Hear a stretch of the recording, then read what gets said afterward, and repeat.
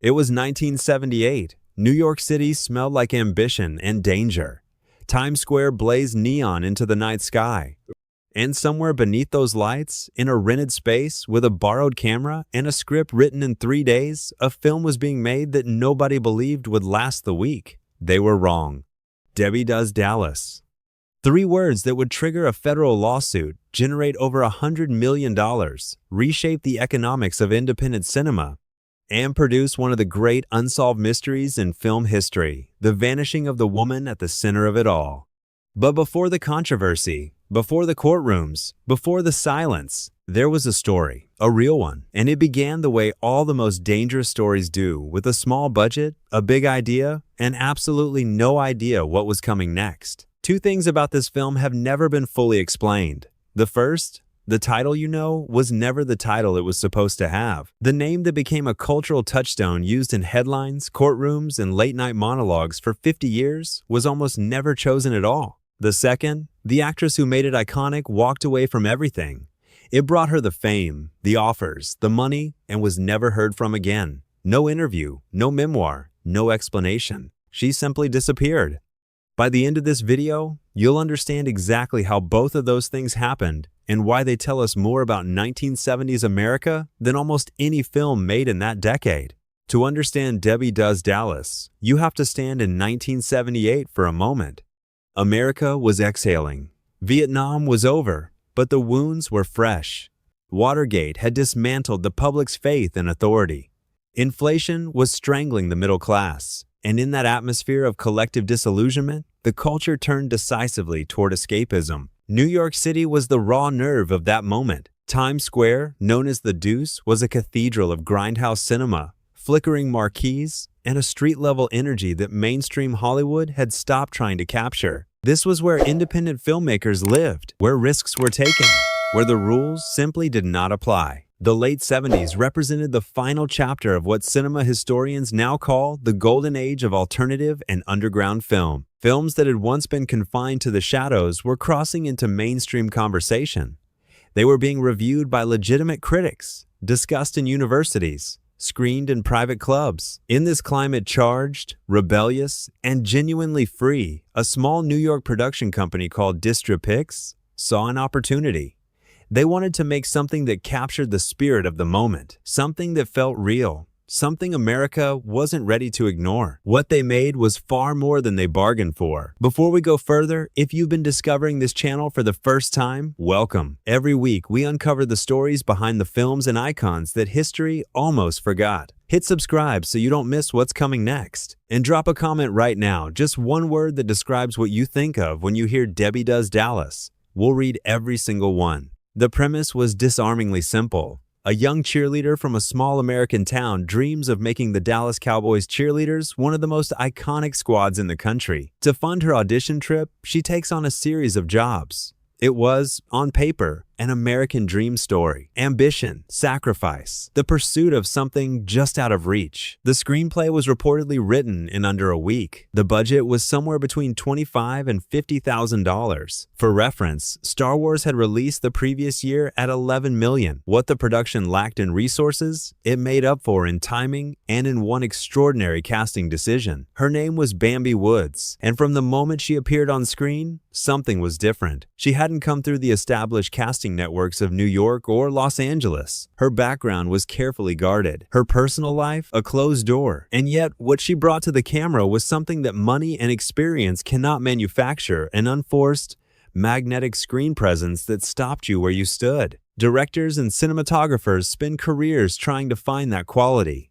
Bambi Woods simply had it. Filming took place across multiple locations in New York, with select sequences shot in Texas for geographic authenticity. The director, working under a pseudonym, as was standard practice in the underground film world, brought a surprisingly sophisticated visual approach to the material. Natural light, handheld work, long takes that gave the film an almost documentary intimacy. The cast surrounding Woods was drawn from New York's thriving independent film community performers, who understood that this era of filmmaking was, in its own way, a form of genuine artistic liberation. There was something happening on that set that went beyond the script, an energy, a sense that the camera was catching something true about the world outside those walls. Nobody knew it yet, but they were making history. When Debbie Does Dallas premiered in 1978, it did not quietly enter the world. It detonated. Within weeks, it had become the highest-grossing independent release of its kind that year. Lines formed around city blocks. Theaters reported sellouts in markets where no one had expected a reception.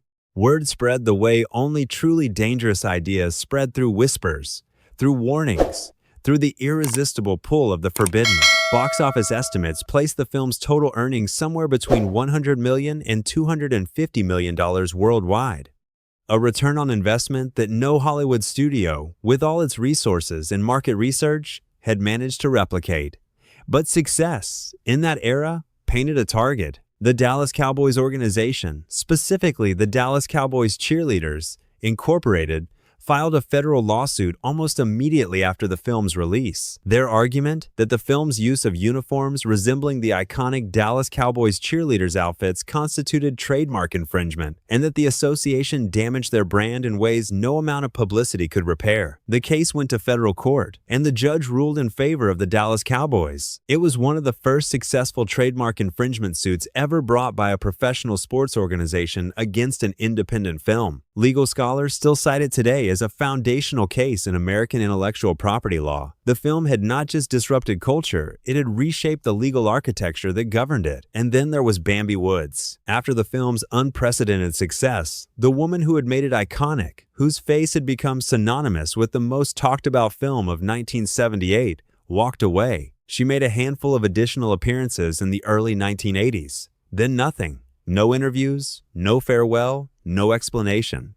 Just silence, clean and absolute. Rumors filled the void for decades. Some said she had left the country. Others claimed she had returned to an entirely ordinary life, a woman who passed you on the street and revealed nothing of what she had once been. The industry searched. Journalists chased leads. Every trail went cold. Bambi Woods remains, to this day, one of the great unsolved mysteries of American film history. And perhaps that is exactly how she intended it. In the years that followed, the world it was born into disappeared. The VCR boom of the early 80s changed everything.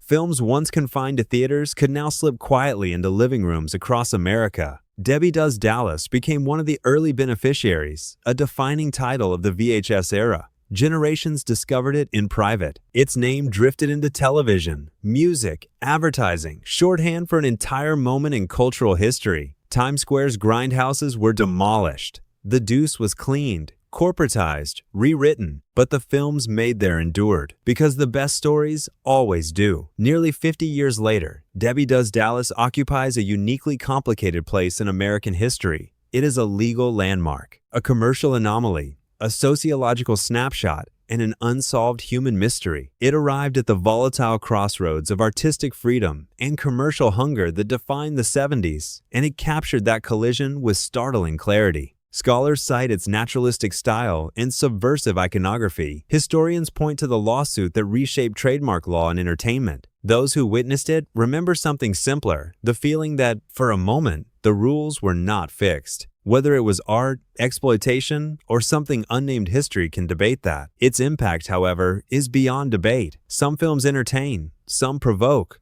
and some become mirrors reflecting the culture that created them. Debbie Does Dallas was one of those films. So what's your verdict? Cultural milestone? Cautionary tale? Or simply perfect timing? Tell us in the comments. And if you value forgotten film history told without apology, subscribe to Retro Cinema, History, and Icon Biographies. Join us next time for another chapter of history finally told.